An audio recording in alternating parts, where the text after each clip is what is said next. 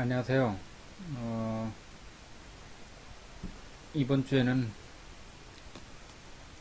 10주차 정원 가꾸기와 행복 이런 제목으로 좀 색다르게 어, 진행을 해보겠는데요. 이렇게 보시면은 지금 헤르만 헤세의 책입니다. 그 정원일의 즐거움 이렇게 갖고 이제 제가 이제 그걸 정원 가꾸기와 행복 이렇게 바꿔봤는데 이 책에 나오는 내용을 그렇게 많이 소개한 건 아니고요. 제가 이제 이 정원 가꾸기라는 테마를 이 헤르만 헤세의 저서에서 힌트를 얻어가지고 어, 자극을 받아서 이렇게 이제 한번 꾸며볼 그런 생각을 하게 됐다는 것이고, 그래서 이 정원 가꾸기라는 게 이제 뭔가, 저 자신이 굉장히 농촌 사람이면서, 제가 이제 그러면서 한평생을 거의, 도시를 떠돌면서 이제 살았어요. 그 유학을 갔던데도 다 도시였고, 학교를 다니는데도 다 도시고, 그러면서 이제 굉장히 시골이 그리웠습니다. 지금 현재도 그렇고, 뭐 필요할 때면 언제든지 갈 수 있지만, 거기에 사는 것과는 굉장히 그 차이가 있죠. 도시에 살면서 도시적인 삶과 그 속에서 일어나는 여러 가지 일들을 감당하기 위해서는 도시인이 되어야 됐지만 저는 한 번도 도시인이 돼가지고 산 적은 없었다. 그렇게 자부를 하는 게 아니라 절망에 가까운 얘기죠. 이솝우화에 보면은 이제 시골지와 그 서울지, 도시지 이런 이야기가 나오는데 시골지는 서울이 좋다길래 한번 친구를 따라갔다가 기급을 하고 돌아와서 다시는 자기는 그 서울에 갈 생각을 안 하고 그 시골에 만족을 하면서 그렇게 사는 얘기가 있는데 저 자신이 굉장히 어떻게 보면은 좀 절실한 사무치는 그런 얘기였습니다. 평생을 도시를 전전하면서 살았지만 정착을 하지 못하는 시골집와 같은 그런 생각을 가지고 있었는데 뭐 제가 그렇다고 해서 여러분들이 꼭 그러라는 부분 없는데 왜 이걸 갖다가 테마로 정했느냐 했을 때 저는 헤르만 헤세라는 우리나라 사람들이 가장 좋아하는 문학자의 한 사람이기도 한 이 헤르만 헤세가 쓴 이 책을 보고 굉장히 감명을 받고 또 때로 이렇게 이 책을 읽으면서 위로를 많이 얻었습니다. 어떻든 그래서 이제 그런 얘기를 포함해서 한번 우리 정원 가꾸기 정원을 하나 만들어 가지고 지난 시간에 예고를 해 드렸듯이 정원을 우리가 소유 할 수 있는 마음의 어떤 준비랄까요? 그런 것을 한번 이번 시간에 여러분들이 가지게 된다면 여러분들 인생에 있어서 굉장히 중요한 그런 자산이 마련될 수 있는 그런 기틀을 닦게 된다. 저는 그렇게까지 호언장담을 하고 싶습니다. 도대체 이 정원이라는 게 뭘까 하는 것부터 시작을 해야 되겠죠. 그래서 정원이라는 건 뭐냐? 정원이라는 것은 자연과 사람이 만나는 것이다. 저는 그렇게 정의를 합니다. 제가 어디 참고도서를 보고 뺏겨와가지고 한 건 아니고요. 제 아이디어입니다. 정원이라는 건 한마디로 말해서 자연과 사람이 어떻게 한다는 것이냐 했을 때 자연과 사람이 만나도록 한다, 만나는 장소다, 만나는 공간이다 이렇게 생각을 합니다. 그렇지만은 우리가 들판이나 저기 산속에 가서 만나는 그 자연은 정원의 자연하고는 다릅니다. 그래서 변형된 자연이라고도 할 수가 있죠. 변형된 자연. 이거 뭐 있는 그대로의 자연보다는 좀 못한 게 아니냐. 그렇게 생각할 수도 있고요. 그렇지만은 뭔가 색다른 맛이 있다는 겁니다. 저도 이제 정원보다는 어떻게 보면 자연 그 자체를 더 좋아하고 즐기고 할는지도 모르겠는데 이 정원이라는 것은 어떻든 색다른 맛이 있다. 어떤 색다른 맛이 있느냐. 이 정원에서 그 만나는 자연을 우리는 감상을 하고 그리고 이제 그 침잠을 한다 하는 겁니다. 침잠을 한다. 어디로 침잠을 하냐? 내 가슴 속으로, 내 마음 속으로, 내 정신 속으로, 내 영혼 속으로 침잠을 한다 하는 겁니다.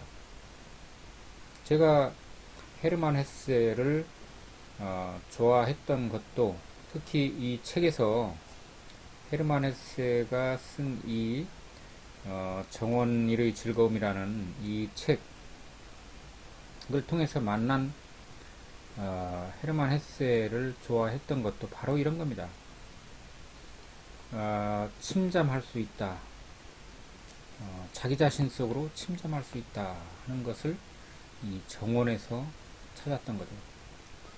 아까 얘기했듯이 이 정원이라는 것은 만남의 장소라고 이렇게 저는 봤습니다. 그럼 누가 만나냐 하면은 자연과 사람이 만나고 또 내가 내 속에 침잠한다는 의미에서 내가 나를 만난다. 그리고 내가 나를 만남으로써 다른 사람을 만날 수 있는 힘이 생긴다 하는 겁니다. 사실 여기에 우리 현대인이 앓고 있는 병, 소외, 애완동물을 좋아할 수밖에 없는 이 현대인의 아픔, 상처, 병폐 이런 것들에 대한 치유의 가능성이 이 속에 들어있다. 저는 그렇게 봅니다. 그래서 이 만남의 공간이다 하는 게 굉장히 키포인트라고 저는 봐요. 그래서 우리는 대자연 속으로 가서 만나야 되겠지만 나의 뜰 안에서 만난다 하는 게 각별한 의미가 있다 하는 겁니다. 무슨 각별한 의미가 있어요? 이렇게 반문을 할 수 있겠지만 그건 여러분들이 차차로 이 강의를 통해서 차차로 느낄 수 있을 거라고 봅니다. 우리가 남의 정원에 가서 어떤 그 공원에 가서 느끼는 그런 감정 그런 것도 물론 색다르다고 창경원이나 무슨 비원이나 어떤 그 뜰에 가서 그 왕궁의 뜰에 가서 경회로나 어디 가서 느끼는 아니면은 뭡니까 그 창릉숲이라든가요. 아직 저도 창릉숲에를 못 가봤는데 제가 그 지금 뭐 자랑도 아닌 자랑도 아니고 세종시에 살고 있는데 이 세종시에 어쩌면은 한국에서 가장 넓은 그런 그 수목원이 지금 생기고 있어요. 그래서 거기도 이제 여러분들 언제 한번 오시면 제가 모시겠습니다만은 이 공원에 가서 느끼는 느낌하고 나의 정원 나만의 정원에서 느끼는 감정은 굉장히 다르다, 색다르다, 각별하다. 저는 그렇게 생각을 합니다. 여기 아마 이거는 제 생각으로는 그랜드 캐년 같은데 아직도 저는 여기를 못 가봤습니다만은 그랜드 캐년이든 어디든 대자연을 우리는 가서 각별하고 색다른 느낌을 갖게 되리라고 합니다. 여기는 그 장미 정원 같아요. 장미 정원이고 이 장미 속에 대전에 이런 정원이 있어요. 그래서 그거인지는 모르겠지만 좀 느낌이 다르죠. 이런 그 대자연과 이것도 하나의 공원이죠. 국립공원이지만 이런 건 아마 시립공원 정도 될 것 같아요. 이런 것은 이제 공원인지 아닌지는 모르겠으나 공원일 확률이 크죠. 국립공원 정도. 그리고 이제 여기는 남자와 여자가 만나는데 부부 사이인지 뭔지는 모르겠습니다만 어떻든 이런 그 정원적인 분위기에서 만나고 있다. 여러분들의 생각은 지금 각박한 현실을 떠나서 이 대자연과 아니면 이 대자연을 나의 뜰 안으로 가져온 이 공간 속에서 느끼는 그런 뭔가 각별하고 색다른 느낌 속에 있어야 된다. 저는 그렇게 생각을 합니다.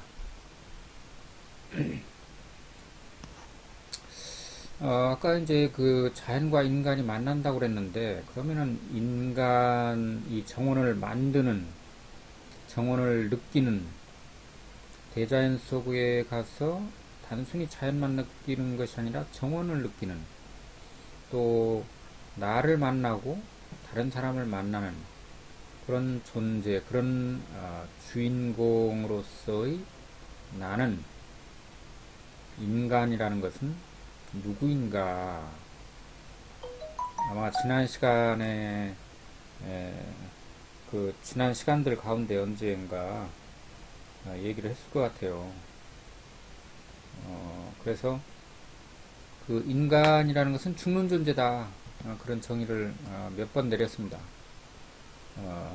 동물도 죽고 다른 사람도 죽고 식물도 죽고 다 죽지만 인간이 죽는다는 것은 그거하고는 다른 의미죠. 즉 인간은 자기가 죽는다는 사실을 미리 알고 있고 그것을 통해서 인간의 인간다움이 생겨난다. 동물의 동물다움과는 다른 인간의 인간다움이 거기서 생겨난다 하는 거죠.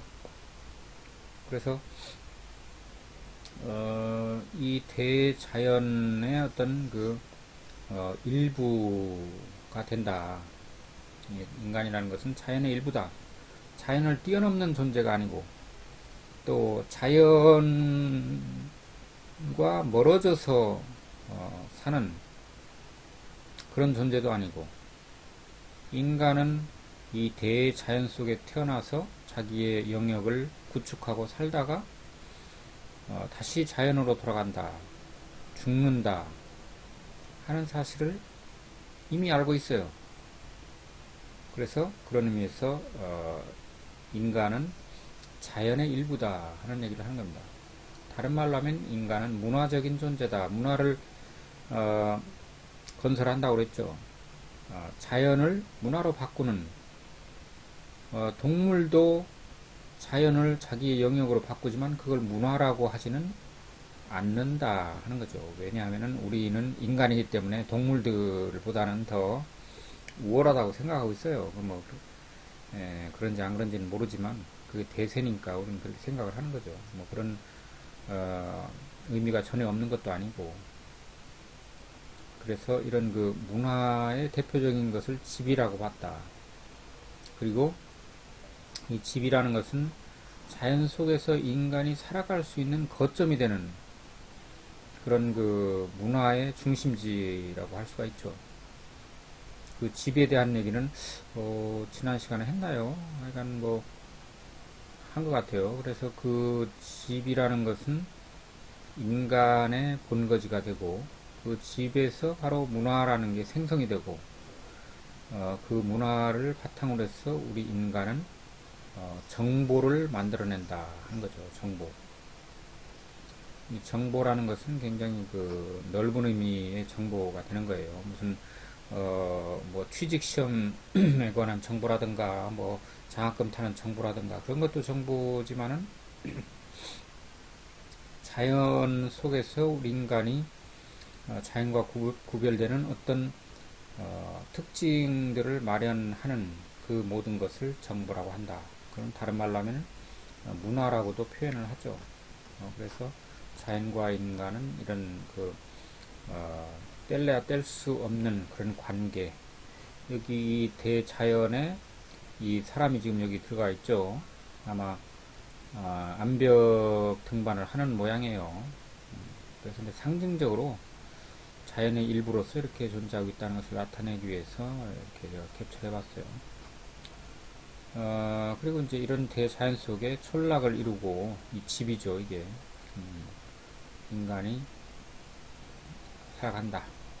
이 여자는 좀 뭐라고 그러나요? 또 그런 시비가 일랑간 모르겠지만 이 자기의 그 모습, 미래의 모습이죠. 죽어가는 이런 모습 하면서 굉장히 우울해하죠.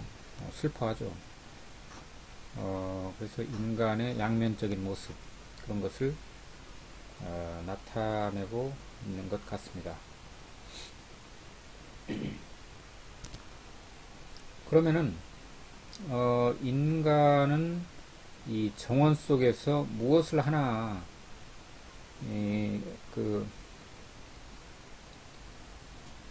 하면은, 첫째는 소요를 한다 하는 거죠. 이 정원에서 가만히 앉아 있는 것도 가능하죠. 뭐, 커피를 마시거나, 뭐, 술을 한잔 하거나, 아니면, 가족들과 거기서 또 식사를 하는 수도 있죠. 굉장히 색다릅니다. 저희는 그 시골에서 옛날에 저녁에 이렇게 이제 마당에다가 멍석을 피워놓고 거기서 식사를 했어요.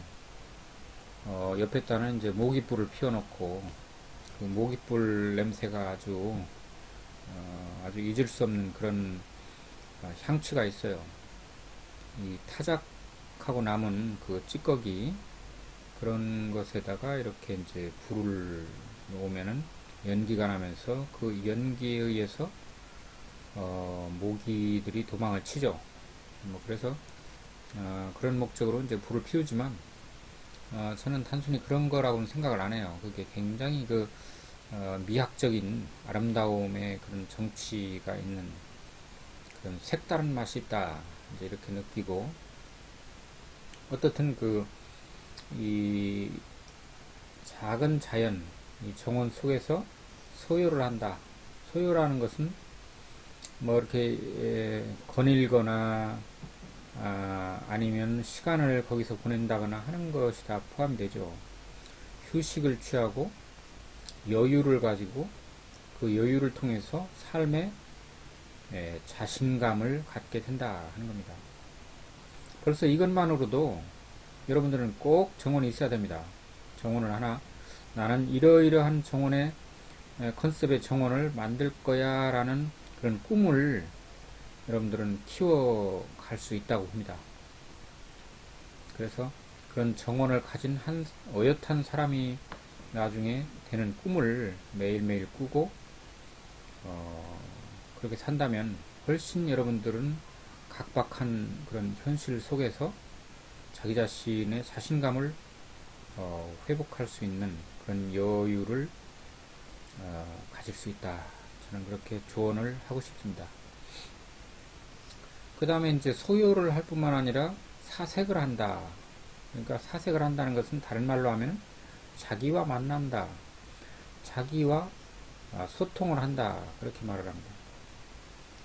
사색을 한다는 것은 그냥 이 개구리가 지금 개구리죠. 개구리가 생각을 하는 거죠. 사색을 하는데 야 오늘 저녁엔 뭘 먹을까 뭐 어쩌고 저쩌고 무슨 그런 생각을 할 수도 있겠지만 자기 자신의 내면에 침잠해서 이렇게 그 사색을 하는 거죠. 그야말로. 아, 뭘 사색을 하지? 나 할 게 없는데? 이런 사람들은 좀, 뭔가 약간의 문제가 있어요. 그걸 연습을 해야 될 것 같은데, 그걸 남한테 배울 수도 없고. 아, 사색을 하라는데 나 사색이 할 게 없는데? 난 수학 문제를 푼든지, 뭐, 무슨 농구를 하든지, 뭔가, 뭐, 어디를 가든지, 그냥 사색하라면 난 환장하겠어. 뭐, 할 것도 없고. 이렇게 되면 답답한 거죠. 어쨌든 자기와의 소통을 안 하는 사람들이 많아요. 자기와 소통을 못 하는 거죠. 할 줄을 모르고. 그래서 개를 만나고 뭔가 그 외적인 그런 자극에 자기를 맡겨버리는, 내맡겨버리는 그런 게 바로 이 사색을 할 줄 모르는 사람들의 행태라고 할 수 있어요. 자기와의 소통을 하지 않고 타자만 자꾸 만나려고 하죠. 자기를 모르는데 남을 만나서 뭐 한다는 겁니까? 그래서 그런 것은 이 정원을 통해서 가능한데, 아, 그게 말이 그렇지, 실제로 그게 가능합니까? 여러분들이 자기 정원을 한번 만들어 보세요. 상상 속에서 만들어 보시고, 그 꿈을 실현하기 위해서 한 발 한 발 여러분들이 노력을 한다면, 반드시 그 꿈은 이루어질 것이다. 저는 그렇게 생각합니다. 그래서 이따가 헤르만 헤세에 대해서 이제 본격적으로 알아보겠지만, 헤르만 헤세는 평생 자기의 정원을 가지고 그 정원 속에서 모든 문제를 풀려고 노력을 한 사람이었다. 저는 그렇게 이해를 해요. 단순히 뭐 꽃을 가꾸고 뭐 감자를 캐고 무슨 뭐 뭘 이렇게 가지치기를 하고 씨를 뿌리고 거두고 뭐 그런 것은 외적인 거라고 봐요. 그래서 이해를 할 것 같으면서도 잘 모르겠네. 여러분들 그렇게 생각하겠지만 그건 당연한 거죠. 안 해보면 모르죠. 그래서 만남을 통해서 대화와 담론 뭐 했던 얘기죠. 그러니까 이렇게 지금 두 사람이 만나고 있어요. 그래서 서로 대화를 한다. 주고받고 대화를 한다. 이 사람은 개와 산책을 하는데 조금 닮았죠. 이 개하고 이 주인하고 많이 닮았죠. 근데 이 주인은 웃으면서 가고 있어요. 근데 이 개도 약간 웃는 것 같아요. 제가 볼 때는 워낙 험상궂게 생겨서 그렇지 굉장히 그 주인하고 닮아간다고 그러죠. 개가. 그래서 이 사람은 개하고 둘이 만나는 그런 시간을 갖는 게 굉장히 기꺼워 보여요. 굉장히 좋아 보이죠. 여유, 자신감, 휴식, 이런 것을 다 한꺼번에 볼 수 있는 게 아닌가 그런 생각이 들어요. 그리고 이제 이 청개구리는 이 연못에 앉아가지고 사색을 하고 있죠. 뭐 하나의 상징으로서 여기다 이제 사람을 자기 자신을 여기다 대입하면 되겠죠. 그래서 이 정원과 하나가 되는 이 연밭이 연꽃을 대량으로 이렇게 재배하면서 이제 정원 역할을 하는 곳이 부여에 있어요. 부여에 한번 검색을 해보세요, 여러분들. 그래서 언제 한번 부여에 가셔가지고 이 연꽃 뭐라고 하나요? 연못을 갖다 굉장히 큰 그런 단지를 가서 거닐면 뭔가 색다른 일이 자기 자신과의 만남이 수월하게 이루어질 수 있지 않을까 하는 저도 올해는 한번 가봐야겠어요. 이 부여에 있는 연꽃 단지를 한번 가서 이 정원 내 정원은 아니지만 잠깐 빌려가지고 내 자신의 침잠해보는 그런 시간을 가졌으면 좋겠다 하는 생각합니다. 그러면은 정원을 어떻게 만드나 여러분들 이제 생각 속에서 정원을 만들었다면은 이제는 그 실제로 실제로 만들어야 되겠죠. 그럼 어떻게 만드나? 뭐 뻔한 거긴 한데 그래도 한번 짚고 간다는 거죠. 그럼 어떻게 만드나? 먼저 이제 설계를 해야죠. 이 설계라는 개념에는 먼저 구상을 하는 겁니다. 마음속으로. 여러분들 지금 구상을 하라고 그랬죠. 마음속으로 난 이러이러한 정원을 만들 거야. 그리고 이러이러한 집을 짓고 어떤 규모로 이렇게 정원을 만들어서 내가 그 속에서 이러이러한 생활을 할 거야 라는 그런 그 마음의 집을, 마음의 정원을 한번 구상을 해보라는 겁니다. 그러니까 마음속으로 계획을 짜는 거죠. 구상을 한다. 그걸 이제 큰 범위 내에서는 설계라고 하죠.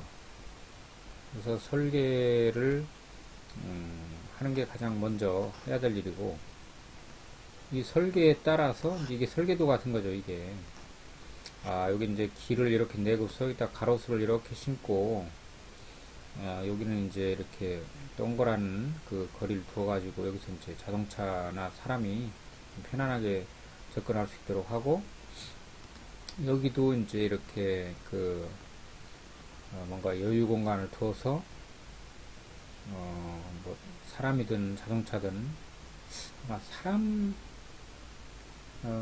자동차는 아닐 것 같아요. 하여간 그래서 건물이 있는 걸로 봐서 여기 이게 건물도 있고 정원의 구조물이라고 볼 수도 있고요. 아마 구조물인 것 같아요. 구조물. 그러니까 이제 그 디자인 개념. 그리고 이제 여기는 건물이 있고, 그러니까 여기에 살면서 이게 아마 연못 같아요. 연못 호수를 이렇게 해놓고 거기다가 이제 나무를 자연스럽게 심었죠. 자연스럽게 심고 그 호수를 따라서 이렇게 산책로를 내는 겁니다. 산책로를 이렇게 내 가지고 한 바퀴 돌거나 이렇게 따라서 산책을 가끔 하고, 이런 정도면 아마 왕이 가질 수 있는 그런 정도의 정원이 아닌가 싶어요. 여러분들이나 저는 꿈도 꿀 수 없는, 그렇지만 그런 것을 한번 설계는 해볼 수가 있겠죠. 마음속으로. 그렇게 해가지고, 이제 더 구체적으로, 이제 이런 정도의 규모가 안 된다면, 이렇게, 할 수가 있겠죠. 그, 집을 이렇게 짓고, 여기다가 이제 울타리를 이렇게 이제, 여기다가 이렇게 하고, 그 안에 이렇게 이제 거기에 가능한 정원을 이렇게, 이 정도만 해도 굉장한 겁니다, 사실은. 자기 소유의 이런 그 정원을 갖는다는 게 굉장한 일이죠. 이런 사람들은 그렇게 많지가 않아요. 그냥 아파트 한 채 가지고 사는 게 꿈이고, 한 게 바로 우리나라의 현실이죠. 그래서 아파트 속에서 무슨 그런 대단한 사색을 하면서 사는 건 모르지만은 아파트 값은 많이 오르겠죠. 그렇지만 여러분들은 그렇게 돈만을 알면서 살 건지, 자기의 삶의 여유를 가지면서 사색을 하면서 살 건지, 이런 거를, 아이고, 다 쓸데없는 얘기고, 돈이 있어야지 뭐 그런 거 해봐야 뭐해. 아이고, 참, 제 양반도 답답하네. 그렇게 생각하는 사람도 있겠죠. 그런 학생들은 뭐, 제가, 아이고, 한심해. 그런 말은 안 합니다. 그것도 일리가 있기 때문에, 또 이런 세계도 있다는 걸 한번 그냥 참고로 알아두세요 하고 제가 그냥 부탁을 드리겠습니다. 그래서 이렇게 이제 정원이 될 수도 있고, 이렇게 이제 밭을 만들어 가지고 경작을 하면서 이 주위에서 여유롭게 자기만의 세계를 가꾸는 그런 방법도 있겠죠. 그래서 이제 뭐 이렇게 괭이하고 삽하고 낫하고 뭐 이런 걸 가지고서 헤르만 헤세도 보면은 자기가 직접 해요. 그 자체가 의미가 있는 거죠. 그래서 이제 실행을 하고 직접 만들기, 이제 이렇게 이 정원을 만든다는 것도 굉장히 재밌어요. 재밌을 것 같아요. 그리고 의미가 있고 삶의 설계를 하는 거죠. 그래서 이제 이렇게 건물이 있으면은 이렇게 외부에다가 이렇게 산책을 할 수 있는 이렇게 옥상에다 이걸 했네요. 그죠? 옥상에다가 이런 정원을 만들기도 한다.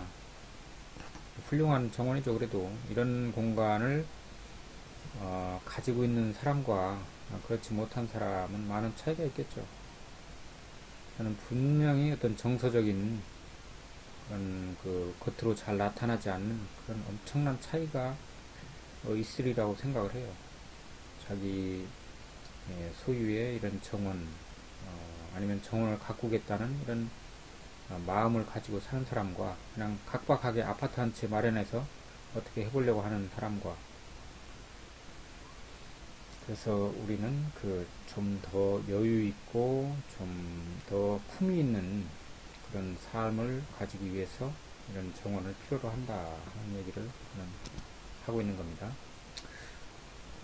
그러면 이제 정원의 사계라는 것은 사계절이죠. 사계절. 그래서 봄, 여름, 가을, 겨울 이렇게 봄에는 씨 뿌리기. 여기 지금 씨를 뿌리고 있죠. 씨를 뿌리고 있어요. 그래서 봄에는 어떤 씨를 얼마나 뿌릴까, 무엇을 심을까, 씨도 뿌리고 이제 심기도 하고 그러죠. 저는 가끔 이 화원에 갑니다. 여러분들 뭐 농촌 사람이 돼가지고 이제 뭐 곡식이나 농작물이나 이런 거를 좋아하고, 꽃은 그렇게 좋아하긴 하지만 약간 덧없어 보이는 뭐 그런 것도 있는데, 먹는 것도 아니고 그죠? 먹는 꽃도 있어요. 장미꽃도 먹는 겁니다, 여러분들. 영국에 가면은 장미꽃이 굉장히 중요한 그런 그 고급 요리에 들어가죠. 그리고 장미 잎으로 향수를 만들고, 그래서 이제 그런 목적도 없잖아 있지만은, 어떻게 보면 이 씨를 뿌리는 것은 표현이 좀 어떨지 몰라도 희망을 뿌리는 겁니다. 희망. 그러니까 이러이러한 것이 날 것이다라는 기대를 가지고 씨를 뿌리는 거죠. 또 심기, 뭐 나무를 심는다거나 뭐 꽃을 심는다거나 뭐 씨를 뿌리는 것도 있지만 심는 것도 있죠. 이렇게 화원에 가보면은 이 꽃을 사려고 온 사람들을 만날 수 있어요. 주인도 있지만 꽃을 사려고 오는 그 아마 부부 같은 사람들도 오고요. 애인인 듯한 그런 사람들도 오고. 근데 저는 그 사람들을 유심히 살펴봅니다. 보통 사람하고 달라요, 그 사람들은. 병원에 가서 이렇게 앉아서 뭘 기다리면서 이렇게 보면은 그 사람들을 한번 관찰해 보세요. 그 사람들의 얼굴, 그 사람들이 하는 말, 이런 걸 들어보면은 이 화원에서 만난 사람들하고는 어떤 차이가 있을까요? 굉장히 차이가 있어요. 그래서 저는 화원에 이렇게 꽃을 사기 위해서 온 사람들이 굉장히 여유롭고 부러워 보인다 하는 그런 생각을 평소에 많이 했어요. 여러분들 한번 화원에 한번 가보세요. 꽃 한 포기 사려고 앞에 꽃집에 가는 것도 좋지만 큰 화원에 한번 이렇게 가서 구경도 하고 한 포기 이렇게 사서 오면서 여러 가지 생각을 하게 돼요. 거기서 만나는 사람들, 꽃 사기 위해서 온 사람들을 보면은 굉장히 여유가 있고 얼굴이 선해 보이고, 야, 어떻게 살아가면서 저렇게 꽃을 사러 와서 어떤 꽃을 살까를 고민을 하면서 살까, 얼마나 걱정거리가 없으면 저렇게 살까 하는 생각도 들어요. 그래서 꽃을 사면서 그런 꽃 사는 고민을 하면서 사는 사람과 병원에 가가지고 몸이 고장이 나서 병이 나서 그걸 고치려고 하는 사람의 얼굴과, 또 돈을 벌기 위해서 고심을 하는 그런 사람들 얼굴, 그 경마장이나 무슨 경륜장이나 어디 뭐 그런 그 강원랜드나 이런 데 저는 안 가봤지만은 그런 데 가가지고 이렇게 이제 그 사람들의 얼굴, 표정, 그 사람들이 하는 말, 이런 것을 들으면은 정말 많은 걸 배울 수 있어요. 그래서 이제 야, 도대체 사는 게 뭘까 하는 그런 의문도 다시 한번 가져보면서 어떻게 살아야 되겠다 하는, 그런 중요한 그런 그 착상도 우리가 얻을 수가 있습니다. 그래서 봄에는 씨를 뿌리고, 아까 얘기했죠? 씨를 뿌린다는 것은 행복을 심는 것이다. 행복을 뿌리는 것이다. 이런 희망을 뿌리는 것이다. 참 행복보다는 희망을 뿌리는 것이다. 행복을 가져올 그런 희망을 심는 것이다. 그렇게 멋지게 표현할 수가 있고요. 아마 시 쓰는 분은 시도 한 편 이렇게 쓸 수가 있겠죠. 그 다음에 여름에는 성장을 한다. 그리고 여름에도 결실을 하는 게 있어요. 채소라든가 뭐 이런 일부 과일 같은 것은, 꽃 같은 것은 여름에 거두기도 해요. 채소 같은 거. 채소도 아름다움이 있고 또 꽃도 보고 그런 채소도 많이 있어요. 그래서 여러분들 한번 화원을 한번 가보시라고 저는 강하게 추천을 드리고 싶어요. 그럼 그 순간 여러분들은 삶의 여유를 가지고 행복을 관찰할 수 있는 그런 여유를 가지게 되는 거죠. 그 다음에 가을에는 소출을 한다. 이게 곡식을 심었으면 이제 거둘 때가 된 거죠. 마무리를 짓는다. 이 한 해 동사를 정원수 같으면은 이제 정리를 해야 되고요. 낙엽을 이렇게 끌어 모아가지고 태운다거나 파묻는다거나 정원을 깨끗하게 정리를 하고 이런 그 과일 감이라든가 이런 건 따고 곡식은 이제 거둬들이고 해가지고 겨울에는 이제 갈무리를 한다. 갈무리라는 것은 보관을 하는 거죠. 뭐 요새는 뭐 냉장고에다 보관을 하기도 하고 또 때로는 이제 옛날에는 우리는 땅속에 파묻었어요. 뭐 이런 과일이나 아니면 무나 이런 뿌리 채소 같은 것은 땅을 파고서 거기다 묻고 이렇게 이제 거기다 덮어줬어요. 그래서 필요할 때마다 그걸 꺼내 가지고 이렇게 이용을 했던 그런 기억이 나는데 그래서 이제 이렇게 봄에는 씨를 뿌리고 여름에는 이제 성장을 하겠죠. 이렇게 성장을 꽃도 피고 성장을 하고 가을에는 이렇게 이제 열매가 맺고 이렇게 열매가 맺죠. 그래서 이제 이게 이제 겨울을 겸해서 있는 거죠. 여기서 그래서 가을에 고추를 따가지고 이렇게 부부가 말리고 있어요. 이 사람들 이렇게 표정이나 이런 걸 잘 볼 수 없지만 느껴지는 그 정감이 굉장히 별 걱정이 없는, 아니면 걱정이 있다 하더라도 이 순간만은 걱정을 잊어버린 듯한 그런 분위기가 물씬 풍기죠. 이게 아름다움입니다. 진정한 아름다움. 그리고 진정한 행복이 될 수도 있고요. 뭐 대단한 사람이 돼가지고 대단한 걸 뭘 해보겠다고 그렇게 했던 사람들이 나중에 가면은 그게 부질없다는 걸 느끼고 인생 무상을 느끼게 되는 경우가 많이 있죠. 너무 꿈을 크게 가지면은 절망을 할 확률이 아주 커요. 뭐 저도 그런 사람 중에 하나일 수도 있는데 작지만은 저번 시간에 얘기했듯이 뭔가 다른 사람을 위해서 할 수 있는 일, 이타적인 삶을 어느 정도는 생각을 하고 있지 않은 그런 사람은 나중에 대실패를 하게 된다 하는 그런 얘기가 있었죠. 그래서 정원을 설계하는 소박한 그런 삶, 그런 것이 이 삶에 있어서 굉장한 활력소가 될 수가 있다. 마음의 여유를 갖게 된다 하는 게 중요한 거죠.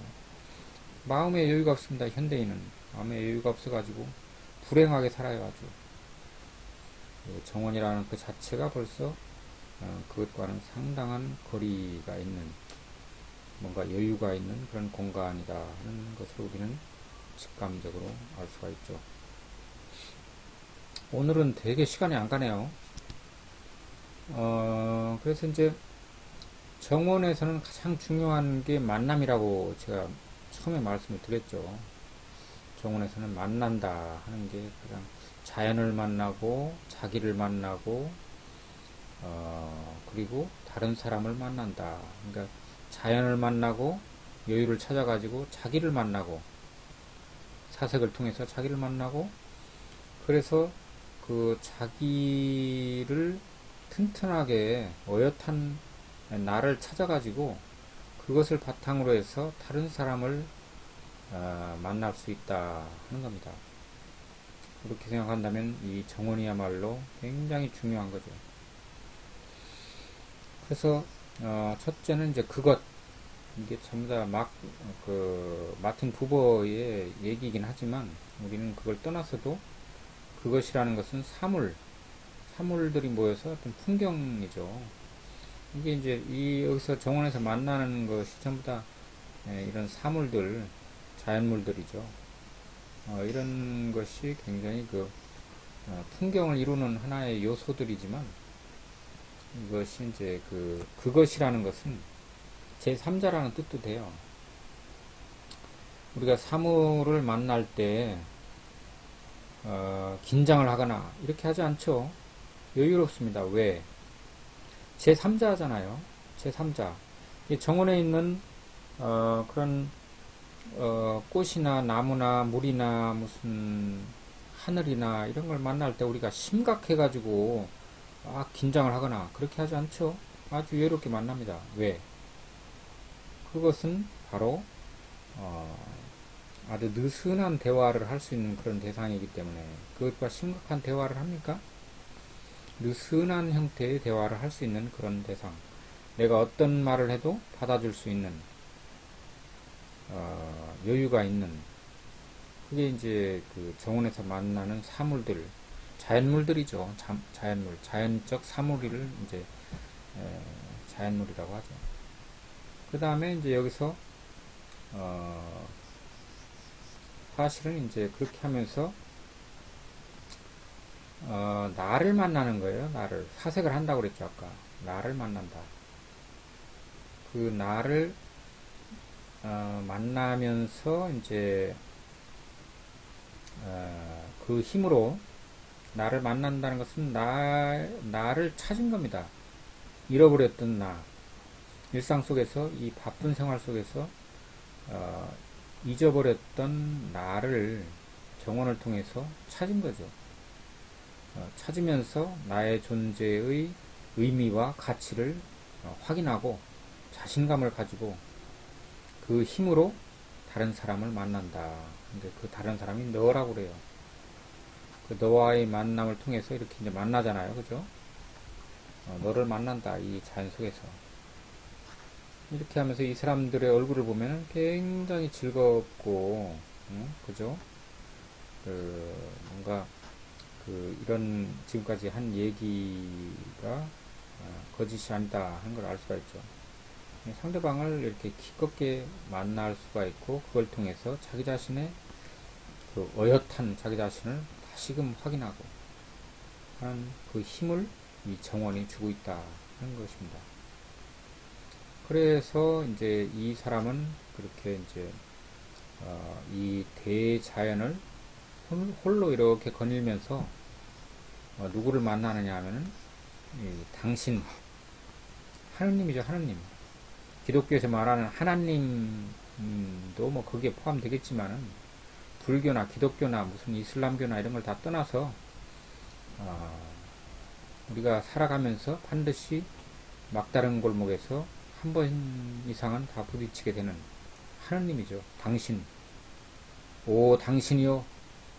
저를 버리시나이까 하면서 이제 신의 섭리를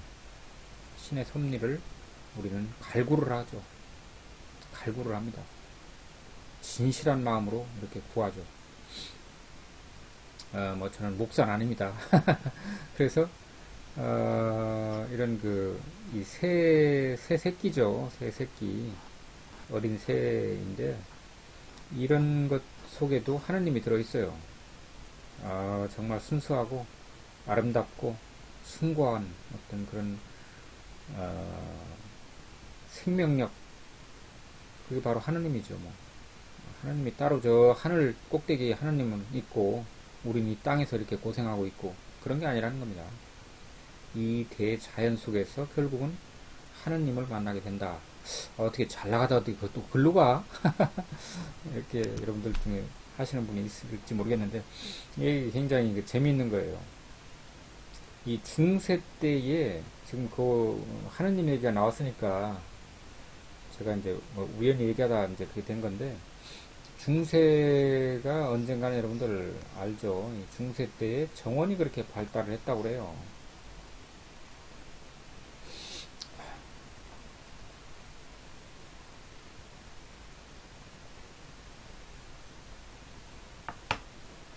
그래서 이 중세 때 정원에 이걸 보세요. 한번 얼마나 넓고 잘 짜여지는가. 이게 아까 설계를 한다고 그랬는데 굉장히 기하학적으로 아름다움이 이렇게 나오도록 어떻게 보면은 대칭형으로 이렇게 짜여졌죠. 그죠?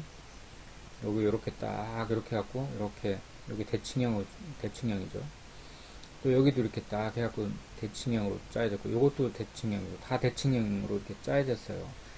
균형미, 조화미, 아름다움이라는 것은 균형과 조화미 이제 이런 데서 나오죠. 그리고 파격미라는 것도 있어요, 사실은. 근데 파격미라는 것은 이 전체를 보면 파격적이라고 할 수가 있죠. 부조화한 듯 하면서 조화를 이루고 있는. 이거는 여기 하나밖에 없죠. 또 요것도 하나밖에 없어요. 십자가. 그렇지만 전체적으로 보면 조화를 이루는 이런 그 아름다움을 그 느낄 수 있는 정원을 이렇게 설계를 해가지고 만들었고, 거기에 보면 이제 이렇게 뭐 성모, 이거는 이제 그림으로 그리는 거예요. 그것을 갖다 이제 중세 정원을 그려놓은 건데, 이거 여러분들 보면 어떤 생각을 할지 모르겠어요. 제가 독일에 있을 때 우리 동네에, 저는 시골 중소도시 정도 되는 데서 공부를 했는데 그 한 25만 정도 되는 도시지만은 크기는 굉장히 컸던 것 같아요. 인구는 얼마 안 되지만 그 바닥은 굉장히 크고 이 시내에도 아주 우람 어떤 그 뭡니까 자연이 그냥 살아 있었고, 이 카날, 그러니까 이제 뭐라 그러죠 그걸 물길인데 그 카날이라고 하는데 뭐라고 하나, 하여간 그게 이렇게 배를 띄울 수 있을 뭐 그런 것도 많이 있었고요. 물이 그렇게 많았어요. 근데 그걸 얘기하려고 하는 게 아니고 우리 동네에 이런 게 있었다는 거예요. 이런 조그마한 정원이 있어요. 동네 정원이. 근데 이제 거기에 이렇게 일요일 날이나 토요일 날이나 오후에 이렇게 책을 가지고 걸로 놀러를 가요. 그러면 거기 벤치들이 쭉 있고 분수가 쩔쩔쩔쩔 소리를 내면서 나오고, 굉장히 조용하고 사람들이 와서 책을 읽어요. 그 분위기가 너무 좋아가지고 가끔 이렇게 갔었는데, 최근에 한번 제가 이제 거기를 간 일이 있어요. 또 한 2년 전인가 3년 전인가 거기를 가봤어요. 가서는 약간 실망을 하고 이제 돌아왔는데, 왜 그러냐면은 이제 외국인들이 많이 들어왔어요. 그간에 외국인들이 들어와서 분위기가 옛날하고 많이 달라지고 해서 침잠이 안 되고 해서 그냥 실망을 하고 돌아왔는데, 이 중세 정원이라는 것은 굉장히 그 잘 짜여지고 이렇게 이런 모습, 이런 모습, 이런 모습, 이런 모습 이렇게 요 뒤에도 또 이렇게 나와 있어요. 그래서 이 중세 정원에는 초본원이라는 데가 있었다고 그래요. 초본원, 채소, 약초, 실용적 목적의 정원이라고 할 수 있는데, 약초도 재배를 하고 채소, 또 이렇게 그 허브라는 것이 이제 약초의 의미도 있어요. 허브를 재배하고 그 허브 중에서 이제 차로 마시기도 하고 차도 마시고 그 차가 약이 되기도 하고 하는 걸 허브라고 그러죠. 원래 허브라는 것은 풀이라는 뜻인데 점차로 이제 이렇게 약초, 우리나라도 이제 약초를 중시하죠. 그런데 이 사람들도 굉장히 약초나 어떤 향기가 나는 그런 꽃이나 이런 채소 이런 것들을 많이 갖고 가지고 실질적으로 이용을 하는 그런 목적으로 이제 이런 데다가 뭐 이제 예를 들어서 초본원을 만들고 과수원도 또 따로 있었다고 그래요. 여기 이제 복숭아 나무하고 자두나무를 심는다거나 배나무를 심는다거나 이렇게 하는 데가 따로 있고, 그 다음에 매드부원이라는 데가 있는데, 이 매드부원이라는 거는 특히 이제 영국에서 발달을 했다고 그래요. 그래서 영국 정원 하면 굉장히 유명하죠. 뮌헨에 가면은 영국 정원을 한번 가본 일이 있는데 엄청나요. 규모가 걸어도 걸어도 끝이 없어요. 그러면서 물이 그렇게 좋아요. 그 맑디 맑은 물이 그냥 그렇게 많이 흘러오고, 거기서 한번 수영을 하면 참 좋겠는데 사람들이 다녀가지고 수영을 못 하겠고, 숲속에 가서 몰래 제가 수영을 사람들 없는 데 가서 이제 한 일도 있어요. 그런데 이 매듭을 이렇게 지어가지고 아름답게 이렇게 장식을 해놓은 그런 데가 이제 따로 정해져 있다고 그래요. 뭐 울긋불긋하기도 하고 정교하게 매듭을 지어가지고 이 매듭 예술이라는 게 이제 있어요. 그런 것을 정원에다가 공원에다가 이렇게 해놓은, 그 영국 공원에 그런 게 많이 발달되어 있다고 그래요. 그 다음에 이제 미원, 마스라고 그래갖고 어떤 미로라든가 수벽이라든가 물로 된 이런 이렇게 물이 이렇게 쭉 떨어지면서 그 벽을 이루어 가지고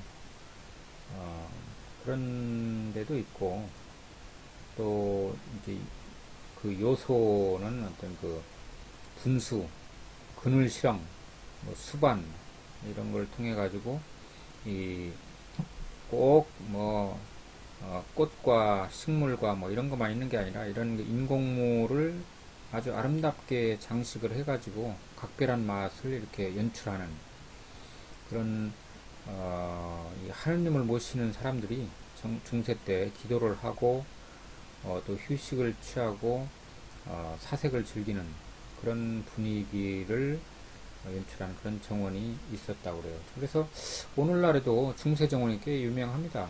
그래서 중세 정원이 잘 돼 있는 그런 데를 찾아서 가면은 우리가 어떤 사원이나 오늘날 우리나라 뭐 절이나 어디 교회나 옛날 성당이나 이런 데서 느낄 수 있는 그런 숙연하면서도 뭔가 색다른 그런 정신적인 분위기 같은 거를 맛볼 수 있는 그런 정원이 바로 중세 정원이다. 이렇게 이해를 하면 좋을 것 같습니다.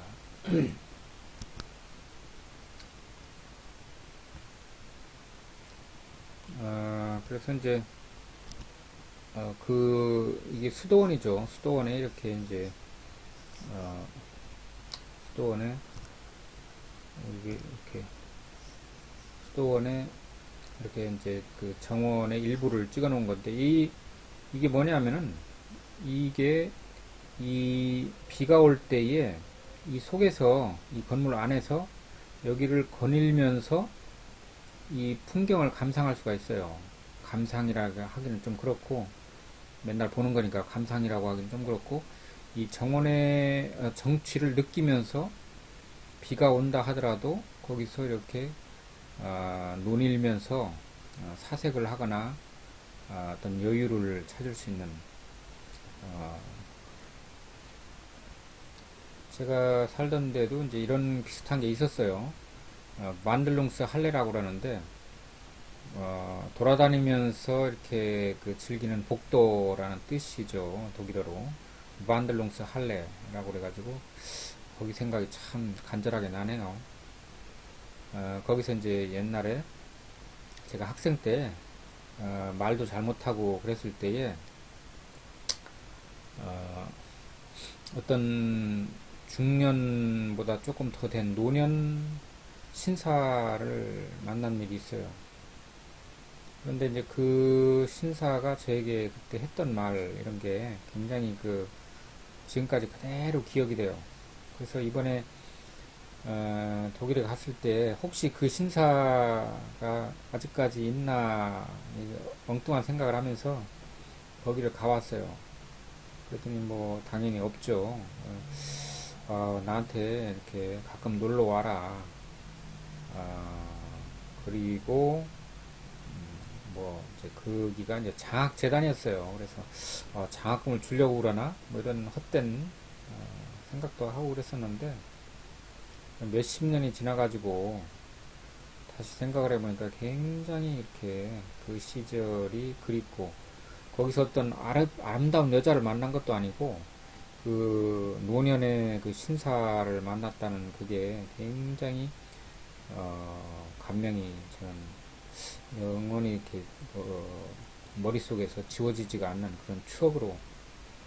그래서 이런 그 정원도 굉장히 이게 정치가 있는 겁니다. 그래서 이제 이렇게 또 약간 제 분위기에는 좀 안 맞는데, 이렇게 이제 시원한 어떤 이런 걸 또 좋아하는 사람들이 있어요. 그래서 그늘은 없지만 이 사람들은, 이제 서양 사람들은 주로 그늘보다는 햇빛을 많이 쬐기를 바라죠. 그래서 깨끗하고도 이제 이렇게 시원한 이런 여기 보면 기하학적인 그런 정원수를 배경으로 해서 이렇게 산책을 하고 사색에 잠기고 하는 것을 좋아하는 사람들 많이 있어요. 우리한테는, 동양 사람한테는 별로 그렇게 잘 안 어울릴란간 모르겠는데, 또 동양 사람들도 이런 걸 좋아하는 사람들이 많이 있어요. 그래서 하늘에서 보면 이런 식으로 기하학적으로 이렇게 설계를 해가지고, 이런 데는 굉장히 큰 공원이죠. 이런데 이런 데 들어가면은 굉장히 이게 빠져나오기가 힘들 정도로 이렇게 광활한, 제가 한번 이런 데 들어갔다가 길을 잃어가지고 아주 죽을 뻔한 일이 있어요. 그러니까 아무리 가도 끝이 안 나오고, 반대로 가도 끝이 안 나오고, 옆으로 가도 끝이 안 나오고, 날은 저물어 가고, 그래가지고 아주 사색이 된 일이 있어요. 그 정도로 넓은 그런 공원도 있다 하는 말씀을 드리고, 여기는 아마 모르긴 해도 이제 유럽풍의 그런 프랑스풍이나 이런 정원 같아요. 이렇게 나무를 갖다가 이렇게 막 기하학적으로 이렇게 잘라가지고, 이렇게, 저는 이런 걸 별로 안 좋아하는데 또 이런 거를 왕들이 그런 거 좋아했나 봐요. 좀 약간 심술 고약하죠. 이런 걸 모방해가지고 이렇게 막 나무를 갖다 사각형으로 이렇게 잘라가지고, 그죠? 이렇게 탁 무슨 뭐 이렇게 해야 꼭 좋은 것처럼, 저는 이런 거는 개인적으로는 안 좋아하는데 우리나라 사람들이 이런 걸 좋아하는 것 같아요. 어딜 가나 다 이렇게 화양목을 이렇게 해가지고 잘라가지고 크지도 못하게 계속 자르는데, 비료 주고 올라오면 자르고 해가지고 저는 별로 맞지 않는데, 하여간 이런 것도 정원의 어떤 멋이라고 할까요? 이 건물하고 조화를 이루는 그런 건축, 이게 맞는 그런 정원 형태라고 할 수가 있죠. 이 정원은 뭐 그렇게 썩 좋은 정원은 아닌 것 같은데, 이 건물하고 이제 조화를 이루는 그런 정원으로서 의미가 있는 것 같다. 자, 이제 몇 번에 걸쳐서 예고를 한 바와 같이 헤르만 헤세와 정원, 해가지고 아까 제가 보여줬던 그 책의 표지, 이게 이제 바로 이거죠. 이 헤르만 헤세의 정원일의 즐거움이라고 해서 이제 바로 이거죠. 이 사진인데,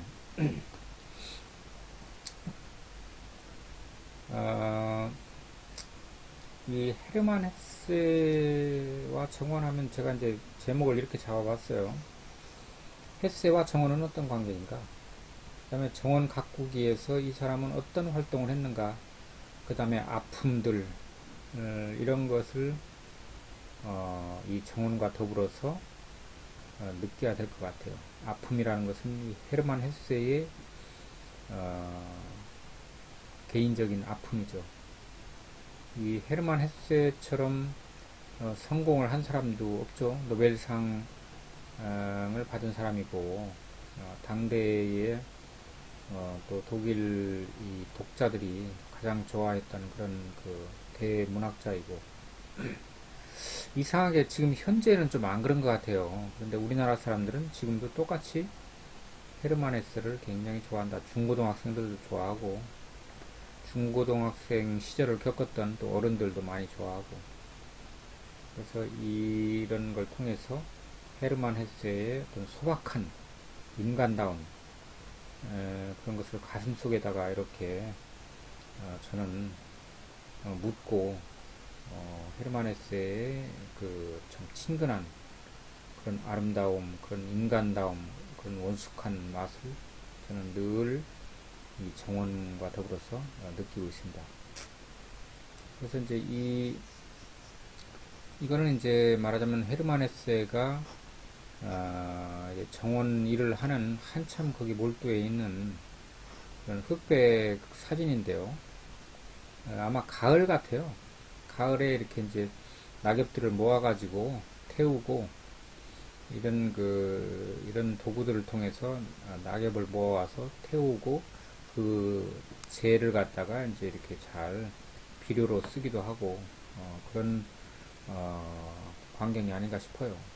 그리고 이제 이 헤르만 헤세가 여러 나무나 꽃이나 뭐 채소나 과일이나 이런 것들을 좋아했는데 특히 이 해바라기를 좋아했어요. 그래서 이 해바라기를 심고 물을 줘가지고 가꾸고 그렇게 하면서 이 헤르만 헤세의 그 얼굴을 보면은 이 해바라기하고 많이 닮았어요. 그죠? 헤르만 헤세는 혼자 산 적도 굉장히 많아요. 가족도 많이 잃고 2차 세계대전 때. 그렇지만은 이제 친구도 거의 안 만나고 그렇다고 친구가 없는 건 아니고요. 근데 그 1년 중에 거의 대부분은 혼자 있는 시간이었다. 그런 얘기를 해요. 굉장히 고독하죠. 그리고 그 고독을 이겨내는 힘을 바로 이 정원 속에서 찾았다. 정원 일을 하면서. 그래서 정원 일의 즐거움이라고 이제 표현을 그렇게 했죠. 정원 일을 하면 힘들 텐데 그게 아니고 너무 기쁜 거죠. 해바라기하고 똑같은 그런 얼굴을 하고 해바라기를 이렇게 이제 손을 보는 거죠. 손질을 해주고 그리고 이 헤르만 헤세는 시도 잘 짓고 소설도 잘 쓰고 했지만 이 그림도 잘 그렸어요. 수채화. 그래서 이게 전부 다 헤르만 헤세가 그린 그림이죠. 그래서 자기가 살던 데에서 볼 수 있는 그런 풍경들을 이렇게 나름대로 그려놓은 거죠. 굉장히 아름다운, 저도 그림을 좀 그리는데, 그린다는 얘기 하면 좀 안 되겠네요. 근데 이렇게 잘 그리질 못하고, 저는, 수채화보다는 이제 유화를 조금 그리고 있어요. 근데, 그건 뭐 누구한테도 보여줄 수가 없는 뭐 그런 거긴 하지만, 이렇게 참 아름다운 이런 수채화를 통해서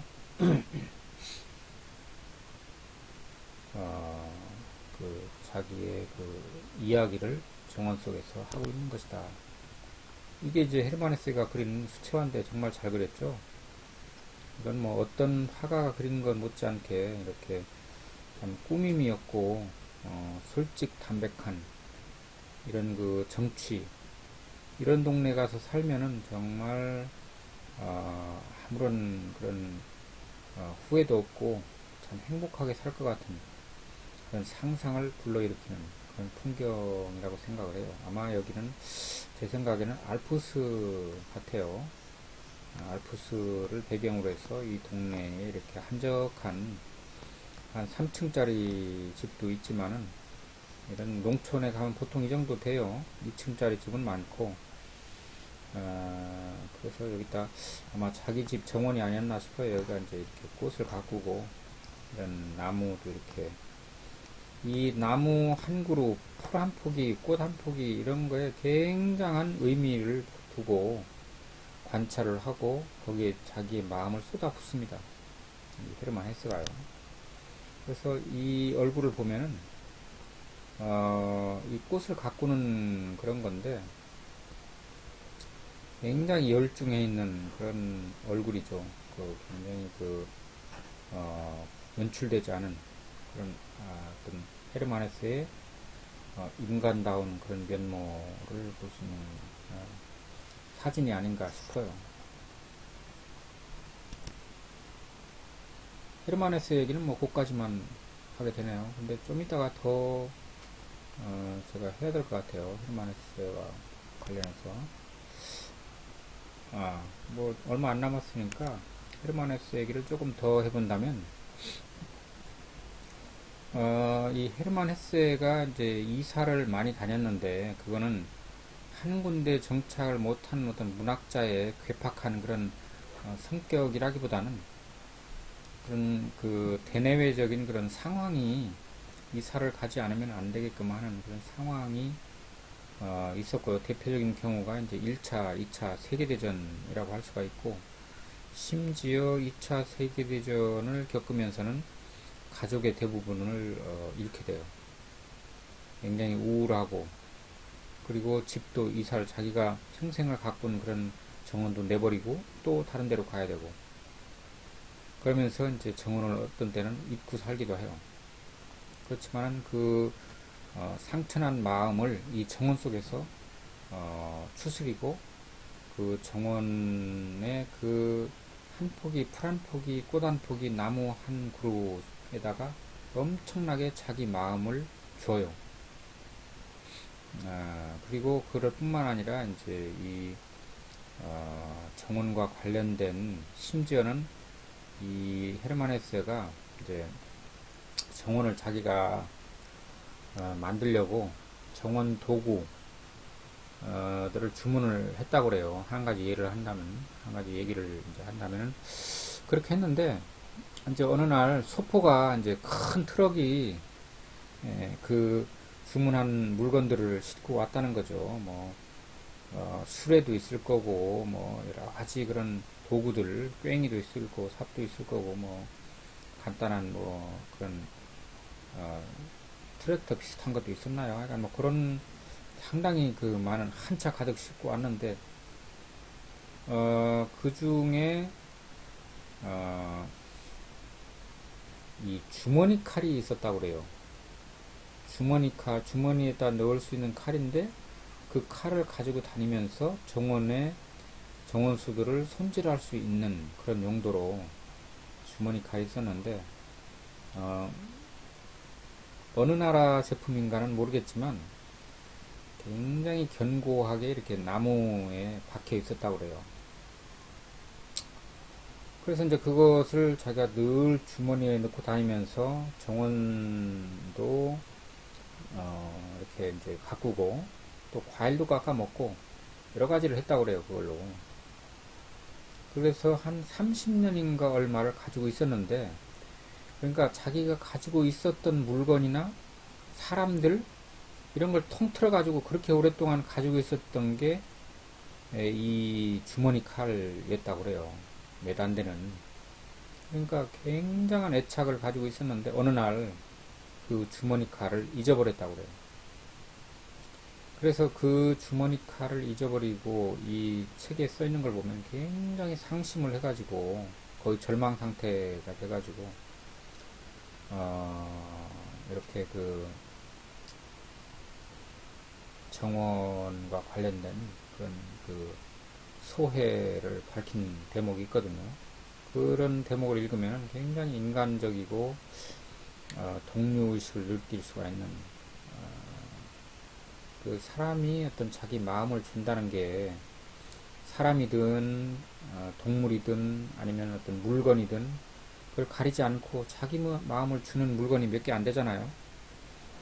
그래서 그 주머니 칼을 잃고 이렇게 슬퍼하는 그런 절망해하는 그런 나약한 그런 모습을 봤을 때 노벨상을 받은 대문호이지만 야, 굉장히 인간적이고 참 소박한 그런 것을 저는 많은 공감을 가지고 헤르만 헤세를 이렇게 여유 어떤 여유가 있을 때나 아니면 가끔씩 이렇게 이 책을 보면서 삶을 살아가는 게 고달프고 힘들 때 여유를 찾습니다. 그런 뭐 그 이외에도 이제 이 헤르만 헤세의 글에 보면은 가족들 얘기가 거의 많이 안 나와요. 이름만 잠깐 몇 번 나오고 그 가족들이 어떻게 했고 이런 얘기는 하나도 안 나오고 정원하고의 관계만 얘기가 나와요. 그래서 굉장히 그 고독한 영혼을 가졌던 그런 문학자가 아니었나. 그러면서도 굉장히 동양적이고 범세계적인 그런 그 지평을 가진 대문호가 아니었나. 여러분들이 잘 알고 있는 데미안이라는 소설을 보면은 그런 게 잘 나와 있죠. 뭐 한때 이제 인도 여행을 하고 시달타라는 그런 그 소설도 썼지만은 저는 그건 뭐 그렇게 많이 공감은 못했어요. 그렇지만 데미안은 수차례 이제 중학교 때부터인가요? 이렇게 읽었고 이 정원 일의 즐거움이라는 이 책에서 헤르만 헤세의 영혼을 느낄 수 있었다. 그런 소회를 말씀드리고 여러분들도 한번 기회가 되면 공감을 하는지는 모르겠지만 아마 공감하긴 힘들 거예요. 아마 그렇지만은 그런 게 있다는 말씀드리고 이 정원에 대해서 오늘 얘기한 거 그런 것을 여러분들이 좀 잘 여러분들 인생에 있어서 정말 도움이 될 수 있는 출세하고 뭐 돈 벌고 하는 거하고는 관계가 없지만 그보다 어떻게 보면은 더 중요한 얘기를 하고 있다. 그래서 여러분들이 나중에 저 정도의 나이가 됐을 때, 그때 그 선생님이 그런 말 했는데, 그때 왜 그 생각을 못 했나 몰라. 이렇게 하지 마시고, 제가 했던 말들을 기억하면서 이 정원을 한번 마음속에 그려보고, 정원 하나 만들겠다 하는 생각을 이 순간, 이 시간에 좀 굳혀줬으면 저는 굉장히 보람이 있겠다 하는 생각이 듭니다.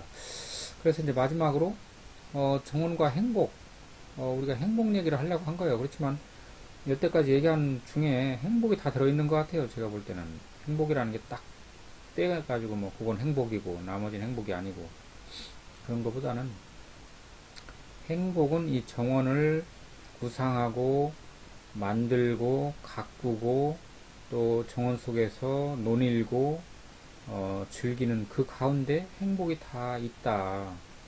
저는 그렇게 생각을 해요. 그래서 육신으로 보면은 몸이죠. 그 육신으로 보면은 이 정원을 아까 말한듯이 뭐 설계하고 뭐 만들고 가꾸고 뭐 하면서 육신을 연마할 수가 있다는 거죠. 그 자체가 하나의 그 스트레스를 푸는 헤르만 헤세는 운동도 뭐 이렇게 겸해서 하고 그게 이 얼굴을 보면은 굉장히 막 이렇게 구릿빛이잖아요. 그래서 정원 일을 하면서 단련을 하고 연마를 한다 거죠. 그 다음에 영혼을 정화한다. 영혼을 깨끗하게 만들 수가 있어요. 이 도시나 인간관계에 찌들어가지고 불행한 그것을 정원 속에서 말끔하게 털어버릴 수 있다. 그 다음에 이제 뭐 정신하고 영혼하고 뭐 일반인들은 어떻게 다른지 모르겠지만 어쨌든 이 정신이라는 것은 좀 더 우리가 의식적으로 알 수 있는 거고 영혼이라는 것은 그렇게 알기가 힘든지만은 우리 속에 있는 어떤 그 무의식적인 어떤 그런 거를 영혼이라고 하죠. 그래서 영혼이 더럽혀진 사람은 굉장히 그 살아가는 게 힘들죠. 다른 사람을 피곤하게 만들고 N번방 사건 같은 사람들은 영혼이 더럽혀진 사람들이에요. 그래서 그런 영혼을 정화하려면 이런 정원을 만들고 그것을 이제 이용을 해서 헤르만 헤세와 같은 그런 삶을 누린다면 그런 N번방 사건을 일으킨 사람들이라 하더라도 정화가 되지 않을까 저는 그렇게 자신을 합니다. 그 다음에 이제 그 정신은 이제 조화를 이룬다. 정신이라는 것은 아까 얘기했듯이 좀 더 우리가 문화적인 그런 존재로서의 의식을 말하는 거죠. 그래서 우리가 치우친 삶을, 현대인은 특히 치우친 삶을 사는데 이 정원을 통해서 이런 조화를 이룰 수 있다는 거죠. 조화를 이룰 수 있다. 소외되고 정신이 혼미해지고 참 굉장히 힘든 피로에 쩔어 있는 그런 것에 어떤 조화를 이룰 수가 있다. 이 사람 같은 경우에 이제 정원에서 어떤 사정인지는 모르겠어요. 그런데 이 개를 안고서 이렇게 이제 굉장히 편안해 보이기도 하고, 숨어 있는 건지 뭔지 모르겠어요. 약간. 그리고 이제 이 여인은 이 꽃 속에서 굉장히 이렇게 신비롭게 이렇게 참 내부 자기 내면에 침잠해 있는 것 같은 그런 그림이죠, 이것은. 근데 여기 보면은 이렇게 나비가 있어요. 나비가 있고, 또 여기도 보면 나비가 이렇게 있죠. 색색깔의 어떤 나비가 이렇게 있고, 여기 뭐 이것도 사람인데 뭐 여기 나비들이 이렇게 있고, 꽃들이 있고, 여기 뭐 덩굴들이 있고, 뭐 그런 속에 이제 여인이 신비롭게 내면에 침잠해 있는 요 얼굴이 굉장히 행복한 얼굴이에요. 이 얼굴이. 그래서 정원과 행복이라는 것은 그런 관계가 있다. 우리가 이제 이 정도 말씀을 드리면 제가 이제 입이 아파서 얘기를 못 하겠고 그 충분히 알아들으셨으리라고 보고, 또 못 알아들을 수도 있어요. 여러분들 도시화된 인간형들이라서 어떻게 보면 신세대들은 좀 그렇죠. 저는 시골 사람이라 갭이 많이 클 수도 있어요. 그렇지만 분명한 것은 정원이라는 것은 여러분들에게 큰 삶의 선물이 될 수도 있다. 그런 저의 간절한 말씀을 드리고, 그럼 결론은 뭐냐? 아까 다 얘기했어요. 정원과 행복이라는 것은 뭐 정원을 구상하고 그것을 만들고 가꾸고 논일고 이용하고 하면서 행복이 그 과정 속에 있는 거죠. 뭐 여기까지는 행복, 여기까지는 행복이 아니고 뭐 그런 게 있는 게 아니죠. 그래서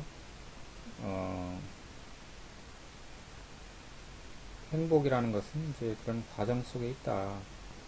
어떤 직접적인 어떤 이익이나 어떤 돈이나 무슨 뭐 명예나 저번 시간에 명예에 대해서 신랄하게 이제 얘기했는데 그런 것보다는 이런 과정 속에 행복이 있다. 저번에 얘기한 것 같아요. 그죠?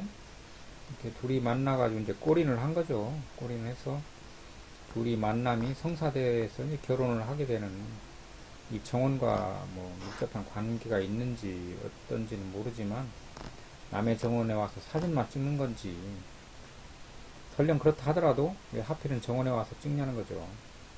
자연과 조화를 이루는 인간의 조화, 인간과 자연의 조화, 이런 거를 이제 보여주는 거죠. 또 남녀라는 인간의 조화. 이 할머니는 이제 뜨개질을 하는지 뭘 하는지 모르지만 자기 속에 침잠해 있는 것 같아요. 이 정원의 분위기에 심취해가지고 이 개도 같이 이렇게 주인하고 자연을 만끽하면서 있는 그런 광경이 아닌가 싶어요. 이거는 이제 그 작가를 제가 모르겠는데 행복한 눈물이라고 해서 이 그림이 굉장히 비싸죠. 뭐 상상할 수 없는 정도로 비싼 그림인데, 뭐가 그렇게 대단하길래 만화처럼 그렸는데 뭐가 그렇게 이게 삼성인가 어디에서 가지고 있다고 그러죠. 근데 키포인트는 이제 행복한 눈물이에요, 이게. 근데 눈물을 흘리는데 행복해 보이는 그런 거죠. 그래서 행복이라는 것은 꼭 기쁜 것만은 아니다 하는 거죠. 이렇게 헤르만 헤세의 얼굴을 보면은 기쁜 얼굴도 있지만 슬픈 얼굴도 들어있어요. 자기의 과거, 자기의 어떤 그런 어떻게 보면 전생에 있어서 뭐 그런 건지 몰라도 굉장히 고독하고 자기 자신의 모습을 정원을 통해서 찾아가는 그런 구도자의 그런 얼굴 같은 그런 모습도 볼 수가 있고요. 해서 굉장히 이 정원에 대해서 이제 우리가 행복이라는 것을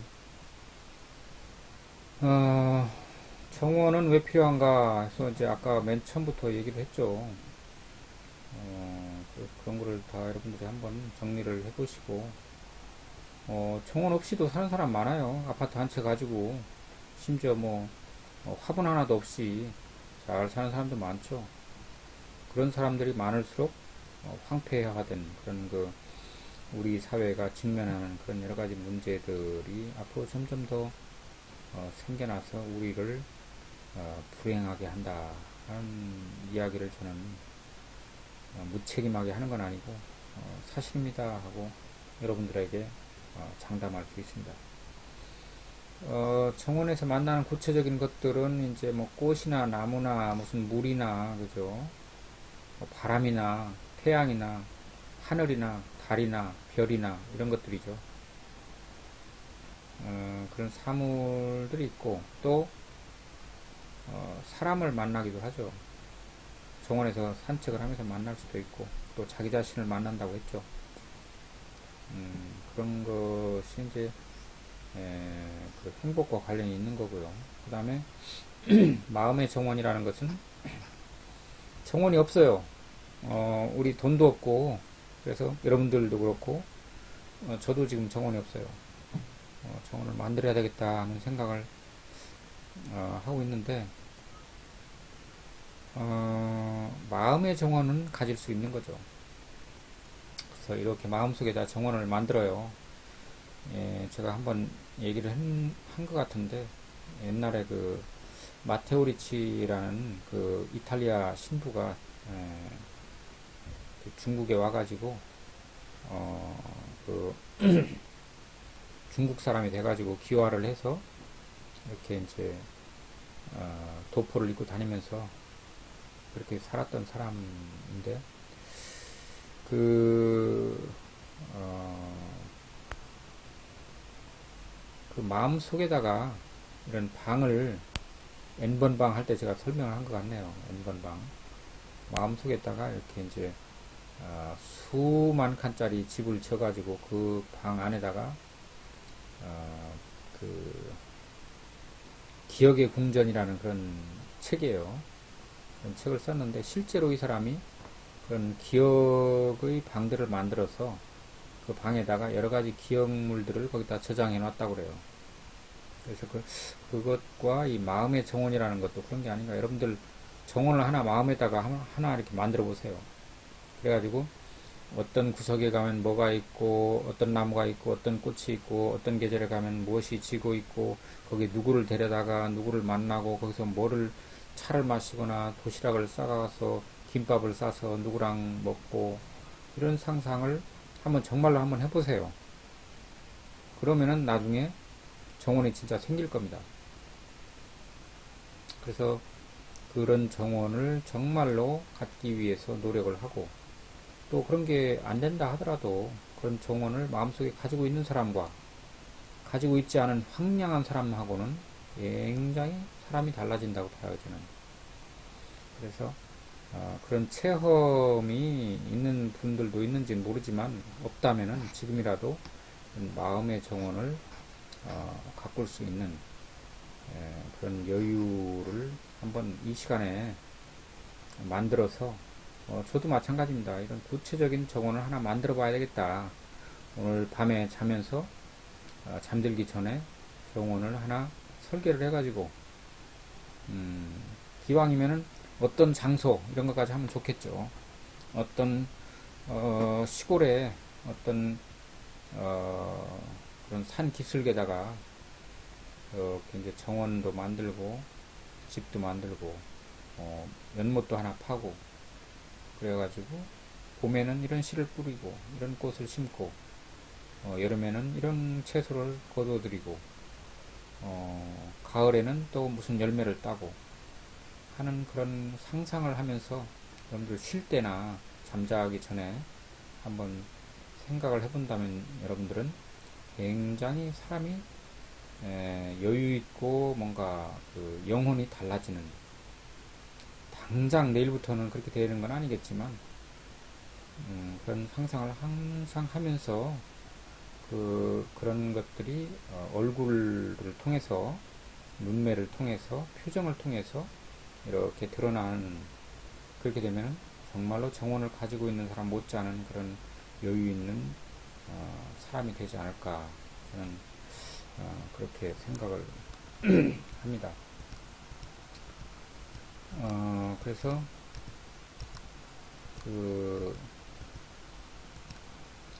이런 대자연의 그런 아름다운 그런 것도 이제 물론 상상을 할 수가 있고요. 뭐 그런 걸 하지 말라는 건 아니죠. 그러나 나의 정원을 한번 만들어 보라. 그래서 그 속에서 자기가 가장 사랑하는 사람이나 가장 좋아하는 그런 친구, 아니면 좋아하는 시집, 그런 책들을 읽고 한 구절이라도 그것을 자기 영혼에게 이렇게 바치는, 자기 영혼에게 그걸 주는 그런 각박한 삶에서 벗어나는 그런 역할을 좀 한다면 굉장히 여러분들 인생이 달라지지 않을까, 저는 확신을 합니다. 아유, 무슨 나는 도시 사람이라 그런 거 몰라요. 그런 거 아유 지루해 죽겠네. 뭐 그러는 학생도 뭐 당연히 있으리라고 봐요. 그렇지만은 분명히 여러분들은 이 살아가기 힘든 이 시대에 이런 여유를 자기 마음속에 딱 품고 이런 각박한 세월을 버텨나가는 그런 지혜로운 삶을 영위할 수 있는 그런 지혜를 제가 이번 시간에 하나 드렸다. 헤르만헤세가 누구지? 아까 한번 데미안도 한번 읽어보시고, 제가 이런 행복론 시간에 추천해주는 책이나 영화 이런 것들을 한 번씩 보기만 해도 뭐 레포트고 뭐 학점이고 뭐를 떠나서 여러분들은 좀 상당히 다른 사람이 되지 않을까 하는 그런 기대를 좀 해봅니다. 억지로 오래 할 수는 없고요. 이렇게 해가지고 이번 주 강의는 마치도록 하겠습니다. 대단히 감사합니다.